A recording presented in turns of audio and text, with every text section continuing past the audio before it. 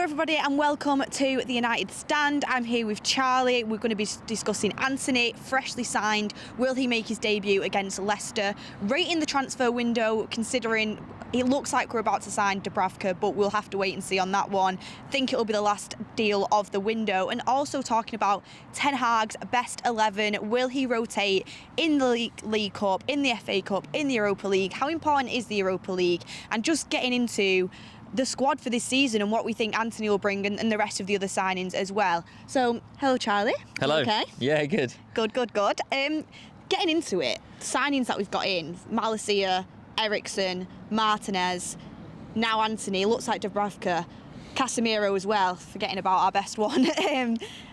Out of them signings, what do you make of the window? Do you think that's a good window for Manchester United? And do you think, are they all going to be first teamers? I think the good thing about it is they all definitely have the possibility of being first teamers regardless. You know, everyone's got their own opinions of whether they should be starting or shouldn't be starting.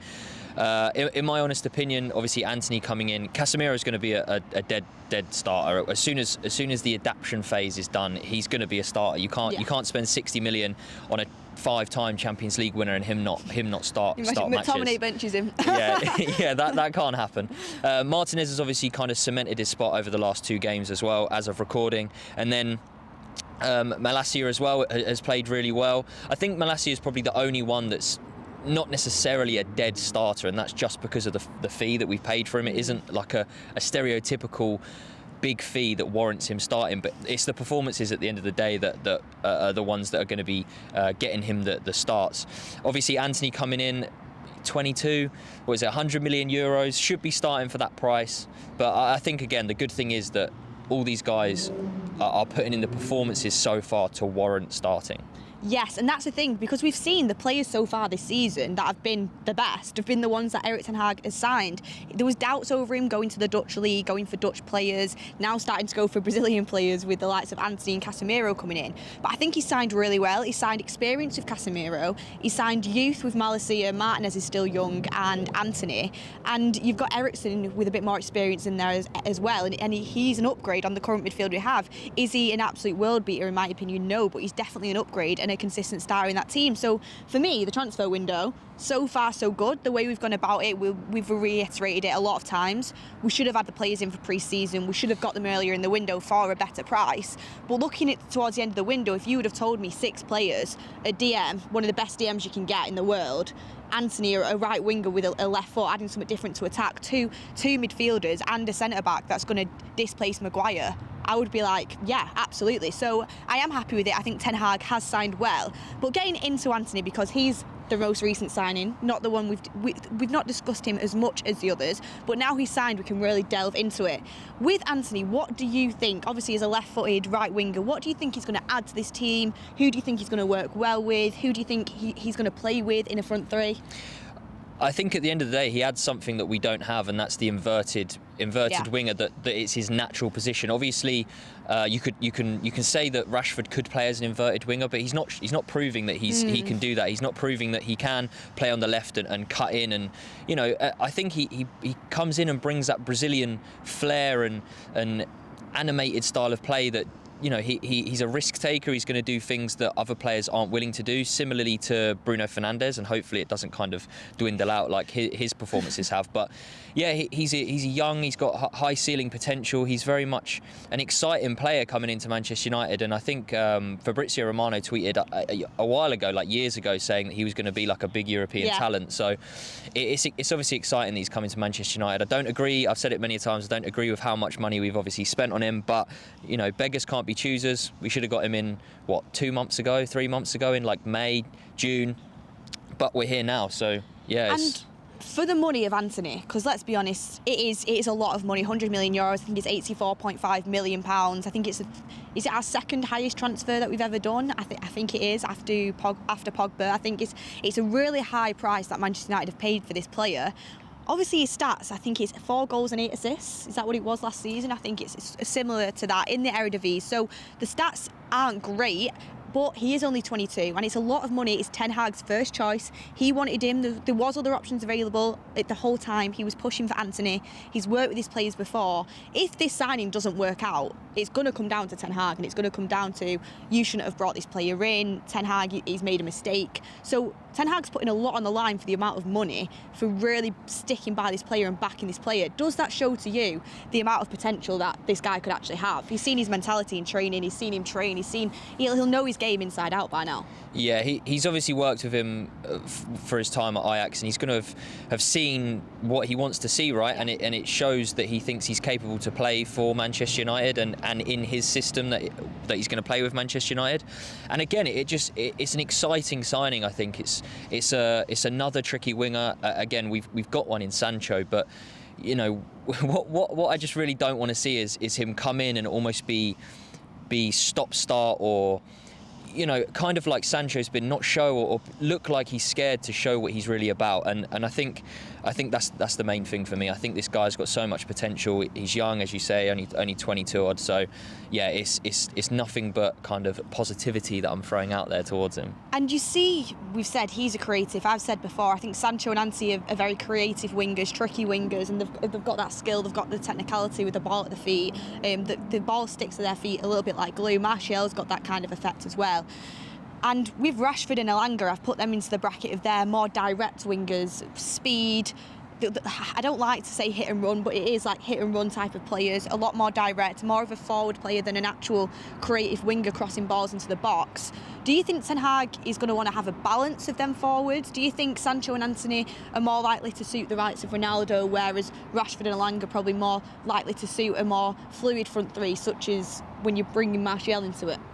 I think at the end of the day, these guys have got to be willing to adapt to whoever kind of they're playing with, whether Antony's playing with Sancho on the left or Rashford on the left, Elanga, whoever's up front, Martial, Ronaldo, if he does stay. These guys have got to be willing to adapt to whoever they're playing with. And I think that's, again, a positive thing in our almost front four, is that we do have a lot of fluidity, but that is also one thing which I don't necessarily like. Is I like versatility, but not when it happens too much and too many players, because you like to have someone whose best position is the right winger, like Antony. That is his position, right? That's what I imagine. He's going to come in and be that dead cert right winger, inverted winger, and you know, it opens up opportunities for, you know, Rashford to be utilised up front, as much as he hasn't been great up front and wasn't good in the game against Southampton. But you know, it just opens up different avenues for different players, and I think the relationship that he needs to develop with Dalot, it's looking like, obviously, hopefully they can build a very good relationship together, and that's what you need across the whole pitch, is relationship, and you know, to have that bond of that sixth sense almost, if you know what the player's going to do before you make the run or play the pass. Yeah, well, that's the thing as well with the likes of Sancho, with the likes of Antony, and even pushing Rashford into this. Say if you've got Rashford and Sancho on the left wing, both right-footed, both have a left back that's left-footed. Same with the Antony now, left-footed, has a right back that's right-footed. It opens up a lot of width and overlap and space in between the lines on them wing positions. And I think Erik ten Hag, what he wants a team that is versatile and has different attributes, has different strengths. Say if you are playing with Ronaldo, so maybe he'd want to include Rashford and Elanga for the speed, for the press. Maybe he'd want to have more tricky wingers that are going to put crosses into the box, such as Antony and Sancho. And I think this is going to be really interesting to see, because we've had such a lack of options. It's pushed Elanga into the team. Players have been out of form. You've not really had anyone fighting for them positions. Now, with Antony coming in, €100 million player, looks very, very good. There's going to be a lot of fight for them wing positions, which, again, is just going to improve the quality all round. But about Antony and about what striker he's going to suit, who's going to play in the best front three, what do you see with Ronaldo's future? Now that it's coming towards the end of the transfer window, he still might leave. But if he doesn't leave, will he be playing first-team football? Will he be wanting to be playing in the Europa League competitions? What is going to happen with Ronaldo? I think it's quite clear that Ronaldo, or one of the reasons Ronaldo wants to leave, is because we're not in the Champions League, and he obviously wants to keep the Champions League records that he has for as long as possible. That's quite clear, and obviously we can't provide him with that. So it's a very difficult situation that obviously, if he stays, what does Ten Hag do in the sense of, I think it's clear that Ten Hag prefers Martial.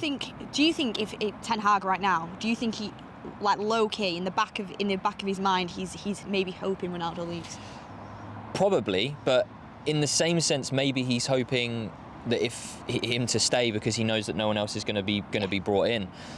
But again, it's if Ronaldo does stay, you just can't imagine Ronaldo being that impact player, and you can't imagine him sitting on the bench. No, it's just can you? it's not a.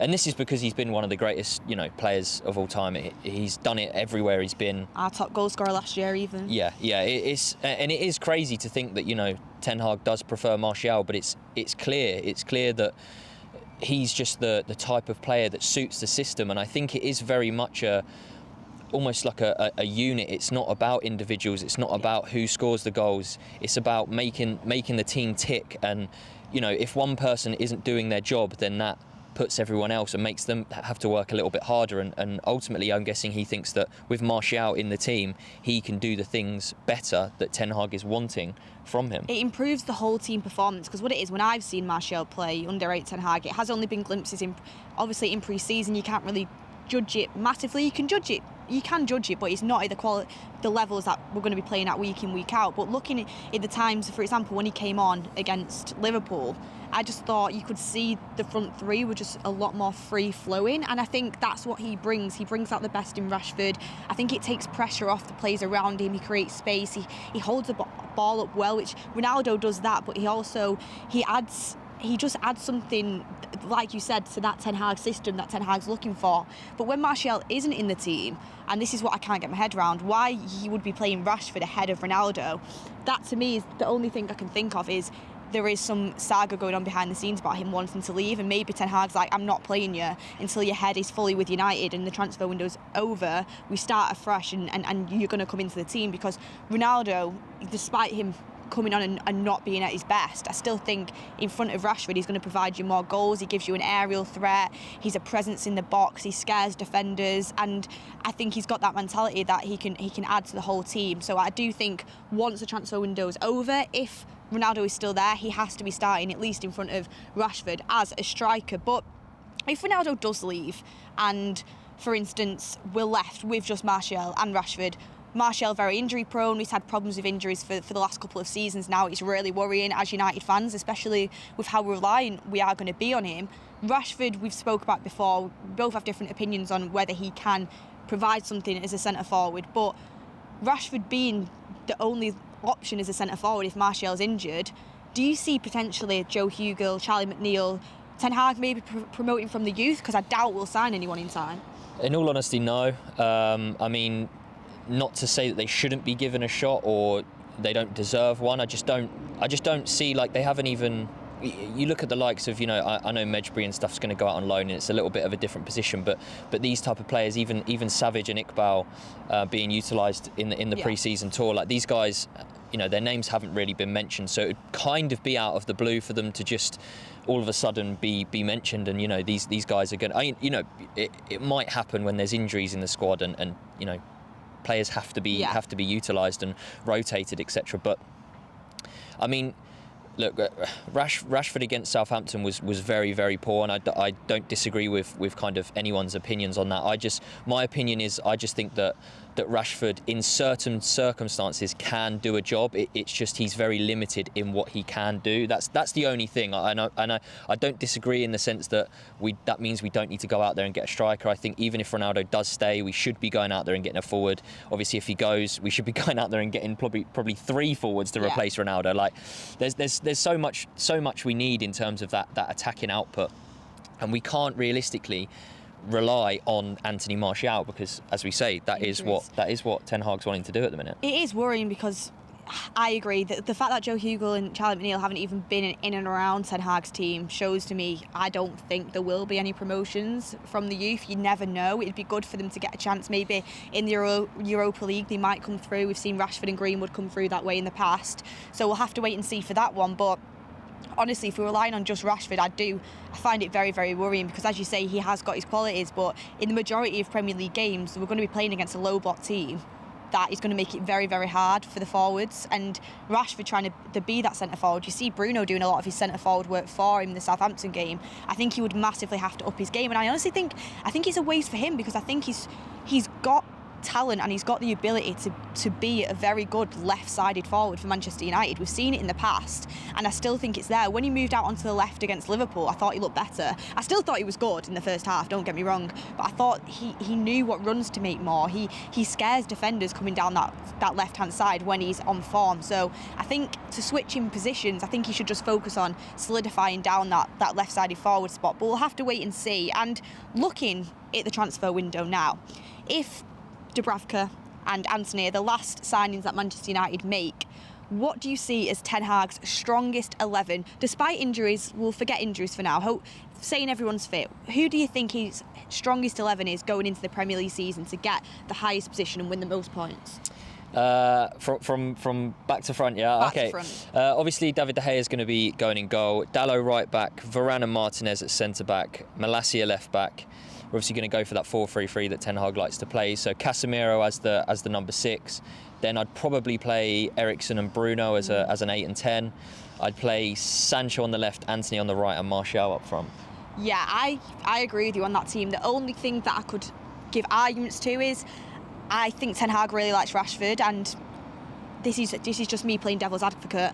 He might want to balance it out where he's got one forward that's very direct and quick, but also has another tricky winger that is creative. He might change it up from game to game. He said he's going to rotate, so I mean, there's always time for players to start a game, and then the next game maybe they come on for 20 minutes and they rotate depending on what the other team's qualities bring, because we've seen Ten Hag do that previously as well. A lot of times he makes subs or he starts a game depending what the other team's quality is. So we'll have to wait and see what happens with that one. But I definitely think there's room for Sancho, Martial, Antony and Rashford to all have a good amount of game time and really improve by having that competition. So we'll have to wait and see. And when it comes to the Europa League, the League Cups, there's going to be some rotation.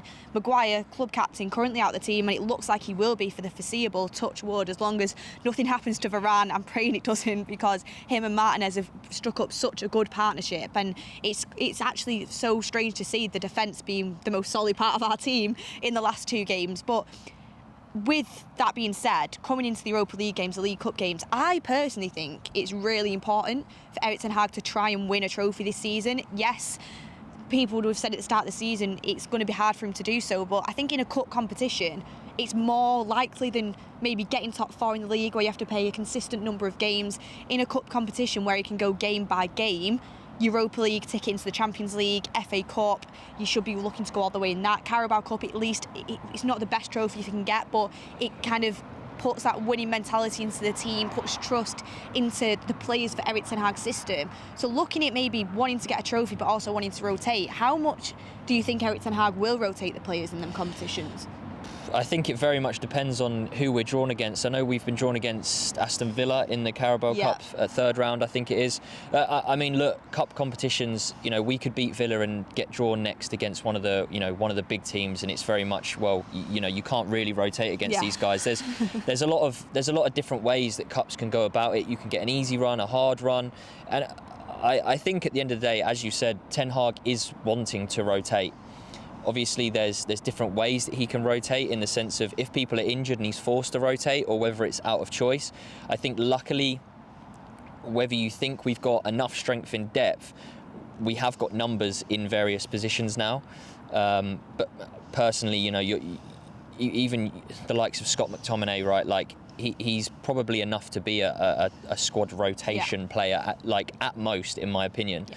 But he should be utilising these games, the cup games that are your likes of Villa, and when we're playing in the FA Cup 3rd round against the lower league teams, because this is what Manchester United should be. They should be getting to the latter stages of these cup competitions and the league and the Champions League, which we're not in, but these cup competitions that we should be involved in and should be reaching the latter stages. So it needs to become as you say, a winning mentality. Honestly, I don't care what trophy, if we were to win one this season.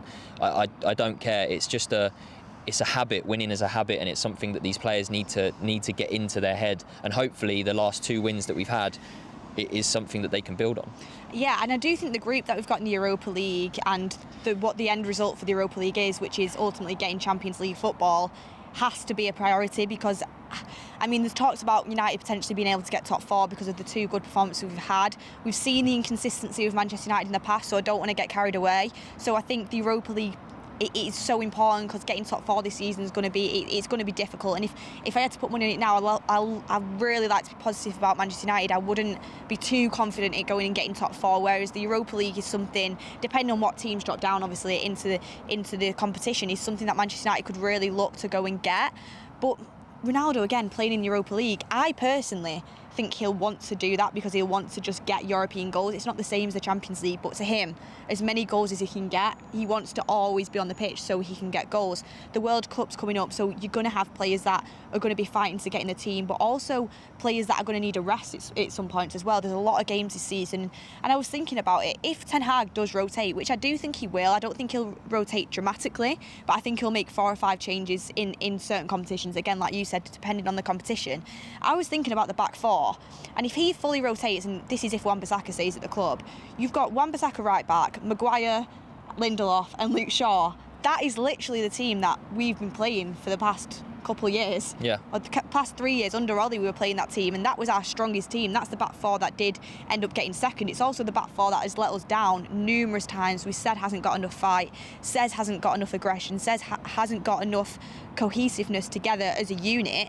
But to say that you would be playing our previously strongest team as a back 4, it isn't too bad when you look at rotation wise, and when you look at giving players a rest. It's not as if, like in previous years, we've had to drop down to Phil Jones, we've had to put Matic at centre back, McTominay at centre back. It's not as dramatic as that. So Ten Hag has brought players in that have improved on the starting 11 and dropped a lot of these players down into squad players. And I genuinely think, say the likes of Harry Maguire and Luke Shaw do come back in as a rotation option in these games, we know they have qualities. I don't think they're consistent enough. And from what I've seen of Luke Shaw, just from what I've seen at the start of the season, I just thought his attitude on the pitch, from what I could see, it wasn't right. But with the World Cup coming up and with having that competition in, like we saw when he was against Telles when he first came in, you might see a very different side to these players if they get given a chance. Hopefully, because there's a time's running out for a lot of these players. Yeah. Even players who are still getting into that first 11. You know, the likes of Rashford and even sometimes Sancho. Right, like these players aren't consistently performing, and you know we're not necessarily asking for much week in, week out. It is just the main thing, and the main morals is work ethic and hard work and determination and stuff. So you don't necessarily have to score every single week, but if you show the fans and give the fans something, you know they'll only cheer your name, you know, week in, week out. So I think the main thing that these players need to focus on is, regardless of whether they're in the team, on the bench, being rotated, whatever, because there's bound to be a time where Harry Maguire, Lindelof and Luke Shaw get back in the team. Like it's inevitable, it's going to happen. They need to fight for the shirt, and it is only inevitable from that it brings the best out of you know the players that they're competing with, because at the end of the day that is what it is. It's competition for the places and the shirts. Yeah, and I also think as well, looking at the likes of Garnacho, we saw him in the pre-season game against was it Rayo Vallecano, who he played at Old Trafford, and I thought he did really well. I think he keeps making the bench as well. Out of all of the youth players, he's the one that's consistently getting on the bench. So Ten Hag must see something in him, and I think again 17, still young. I think he's maybe just turned 18, still very young. So it's time to embed him in, for example, a Europa League competition against the likes of Ammonia. Or what we were talking about before. He could definitely get given a chance and kind of put a little bit of pressure maybe on wingers if they haven't performed, and give Ten Hag something to think about. We know Eriksen's not going to be able to play every game as a number 8 for the role that Erik Ten Hag demands week in, week out in the Premier League. He's going to want to prioritise the Premier League, so you could see Eriksen dropping out of the team. I personally think Donny van der Beek, I still think there's a future from this football club. Yes, he's not getting picked, but you've seen him get a few more minutes than he did under Ollie, just a few, coming on off the bench. And from what I've seen, I see glimpses of someone that, if maybe they had a little bit of consistent game time, could show that he could work in a midfield 3 with Casemiro, Bruno and him. So he gives Ten Hag options, and it gives different dynamics to the team. Yeah, I mean, you reminded me. Like, I forget sometimes that Donny van der Beek's even at the club. Like, it's crazy that, you know, someone that was brought in, I can't remember the fee, but someone that's brought in, and you know, we're all quite excited about this, you know, young kid coming in and hopefully bringing something to the team that wasn't being brought. And he's just, I don't know what's happened or happening. Like it's obviously very difficult for him, but again, I think there's more than enough rotation that can be had in that squad to challenge for at least something this season. Yeah, exactly. And getting onto that, because the transfer window is coming to a close, and unless something dramatic happens, it looks like we know what it's going to be. We spoke about it previously in this video.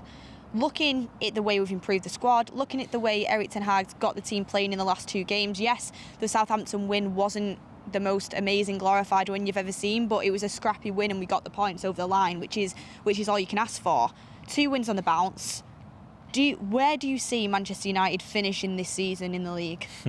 I think when I got asked this a couple of weeks ago, I think I said as low as like 10th or something like that. Yeah, it was a long way down the table, and obviously playing in those 2 games, like, you know, Liverpool was obviously a great performance, Southampton not so much, but again, 3 points is all that matters. If we carry on these performances, not, you know, because we will perform very well and lose or draw, like it's bound to happen, it happens all the time. But, you know, if we keep showing these performances, even if it's every other week, I'm not going to say we'll get top 4, because I just think there's still so many levels of the likes of, you know, Liverpool, even though they've had a shaky start. But when you pump 9 past Bournemouth, it's obviously very worrying. And you know, Man City and even Tottenham, Arsenal, they're all looking dangerous. So I think there's even a fight for top 6 going into, and it's obviously a long season, as we've both said. So I think maybe I can up it. I can maybe up it as I don't reckon we'll finish lower than 7th. Yeah. I'm not getting too carried away, as you say. I might leave my prediction out for a bit. But no, I'm not getting too carried away. I do think there is an opportunity to fight for the top 4 places. I really do. Do I think we'll get into it? If someone said to me now, I just don't, from how I've seen this team can fold. But there's definitely a team there that can produce something, especially with the additions that we've added into the team. You've seen it against, that's the big eye opener for me is against Liverpool. You've seen a team that it was completely transformed, and the fact they've got that in their locker, if Ten Hag can consistently get the performances out, keep up the aggressiveness, keep up the work rate, and also adding characters like Martinez, who's, you can tell he's a born winner, so aggressive, adding characters like Casemiro, who's won 5 Champions Leagues, and having Varane at the back, who's cool, calm and collected, but just sets an example from the way he plays football, demanding off the back 4 and solidifying that back 4. You've seen Dalot improve. I think a lot of people writ Dalot off. I always seen some sort of potential in him, and you've got to remember, I think Dalot's 23. He's still a young player. We bought him when he was very, very young, so there's still room for improvement, and under a coach like Erik ten Hag, you can definitely see that players are already improving slightly, and we are getting a little bit more of a team spirit, which was missing for the whole of last season.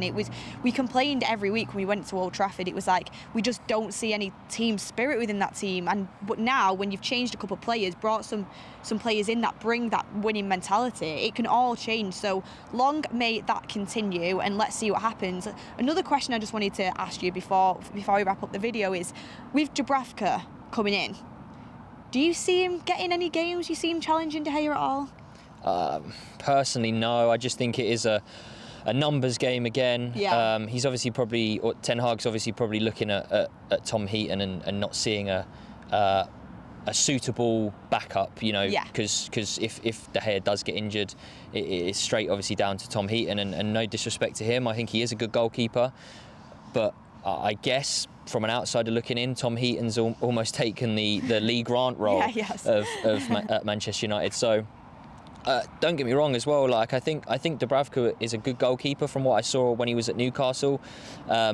He's shown that he is a good goalkeeper. I just don't think he's going to come in and again he might be the Romero that we used to have and be that cup goalkeeper and put in some performances and become a fan favourite. You never know, but personally I just don't see him challenging De Gea. And in them cup competitions, do you see him playing them competitions? Because we've seen previously David De Gea's played every game, even in the cups. He was playing most games. Ollie always used to go back to him for important games. Do you think, say, Ten Hag, he starts Dubravka in the Europa League, we get to the semi-final, we get to the final, do you think he sticks with him? I think this is the thing, and why I don't envy managers is the fact that if you are to go with, it's a double-edged sword, isn't it? Yeah, if you are to go with these second-string players, let's say, and they do get you to a good stage of a competition, are you then to carry on trusting them in these, the latter stages, as you say, semi-final and final, because they have got you there? So should you trust them in the bigger games, or do you just kind of go, well, thanks, but no thanks, all these guys are going to come in and play ahead of you? As I say, it's something that I don't envy, making those decisions. But I mean, hopefully Dubravka proves himself and shows that he warrants having, being a number 2, and you never know, he might shock us, and there might be times where he is called upon, as you say, in the Europa League or Carabao Cup, FA Cup, etc.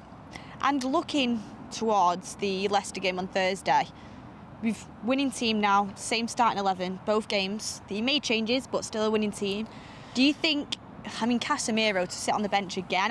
Obviously the first game coming into the team, fair enough, he got some minutes, he kind of embedded him into the team late doors. Do you see Ten Hag sticking with McTominay, or do you see him moving on to Casemiro? Or do you see, he has to bring Casemiro in, surely? I think and it's very tough for me, because I always do say that you should never change a winning side. Ultimately, if injuries happen and stuff, there's certain circumstances that you have to. But I think after seeing the performance against Southampton, and we're going into play a Leicester side that is in terrible form, but they always somehow seem to turn up against us. Well, so does every team, to be fair. Yeah, but maybe we bring levels down. But I think Casemiro for me has to start. It's not even levels. There's honestly like mountains between Casemiro and McTominay. There's too much of a gap, and I think he would have had a little bit more on the training ground. As you say, he's had those 15 minutes or 10 minutes, however long he had against Southampton. I think it's a no-brainer for me. Yeah, and I would go by the words of, obviously, you never change a winning team, but I always say you always play your strongest team. And he is part of the strongest 11. There's no doubts about that. And Antony, if he's registered in time, do you see him getting any minutes?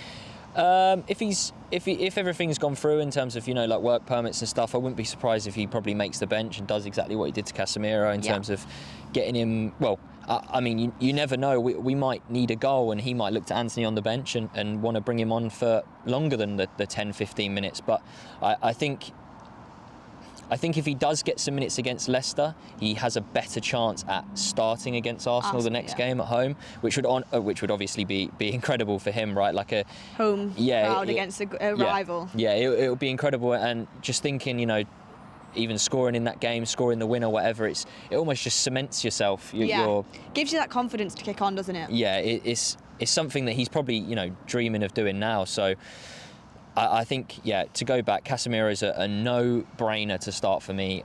But in terms of Antony, I wouldn't be surprised if everything's sorted that he might get 10-15. Yeah, and obviously he's not really trained that much because he's been not training with Ajax. He kind of just went on strike, but hopefully we'll see him come into the team and get some minutes. Well, guys, I've been with Charlie and we're here just in front of Old Trafford, summing up the transfer window. Make sure you get in the comments down below what your thoughts are on the transfer window. What would you rate it out of 10? Do you think we need to sign anyone last minute? Do you think Ten Hag's made some good signings? And what do you see for the future of this starting 11 for the rest of the season? What do you see the future for this squad, cup competitions in the league? Make sure you leave your comments down below. Make sure you like and subscribe, and we will see you on the next one.